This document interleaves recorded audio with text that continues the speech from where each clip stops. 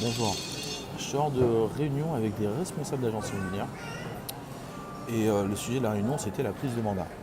Donc certains se plaignent aujourd'hui qu'on rentre un petit peu moins de mandats, où c'est très compliqué, etc.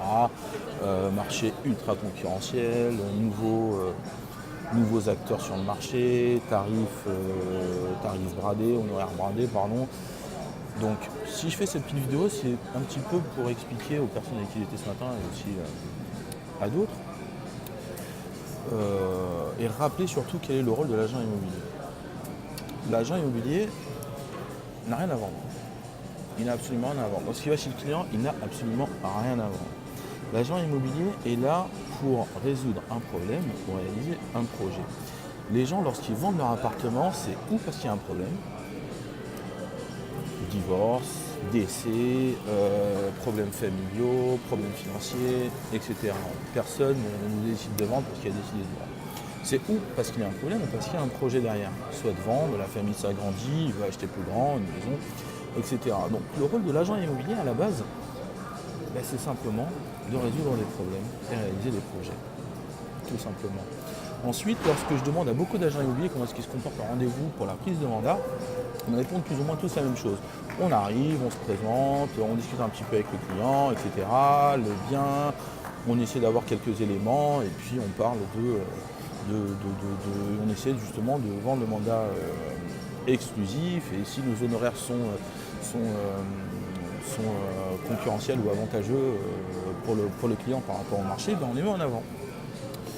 Et ce que je leur réponds généralement à ces gens-là, c'est que le premier métier, lorsque l'on parle de prestations et d'honoraires, tout de suite qui me vient à l'esprit, c'est la prostitution, tout simplement. C'est un petit peu con à dire, mais c'est vrai. Maintenant, si on est là pour réaliser des projets ou résoudre des problèmes, il faut comprendre. Et il faut se dire une chose, qu'on ne signera jamais rien avec un client tant qu'on ne connaît pas son projet, son urgence, son degré de motivation et sa problématique. Déjà, savoir pourquoi est-ce qu'il vend exactement. Madame est enceinte, la famille s'agrandit, etc. Ok, bon, il vit dans un petit studio, madame attend des jumeaux. Bon, déjà, il y a un vrai projet derrière. L'urgence, elle accouche quand ? Elle accouche dans 5 mois, d'accord, donc c'est que dans 5 mois, l'appartement qu'ils ont ne leur conviendra plus. Et de toute façon, il ne leur convient déjà plus parce que voilà, il y a un délai, il faut déménager, il faut emménager, etc. Il faut trouver aussi un autre appartement, donc il y a une urgence. La motivation, justement, c'est le résultat du projet et de l'urgence. Et là, on arrive plus ou moins à déterminer si oui ou non le projet est crédible et si leur motivation est crédible. Et surtout, ce qu'il faut comprendre, et ce qu'il faut savoir, c'est leur problématique. Pourquoi est-ce qu'aujourd'hui, ils n'ont pas vendu par eux-mêmes ? Pourquoi est-ce qu'aujourd'hui, vous êtes devant eux ? Et pourquoi est-ce qu'aujourd'hui, ils ne travaillent toujours pas avec une agence immobilière ? Projet, urgence, motivation et problématique. Voilà. Des rendez-vous, il y en a.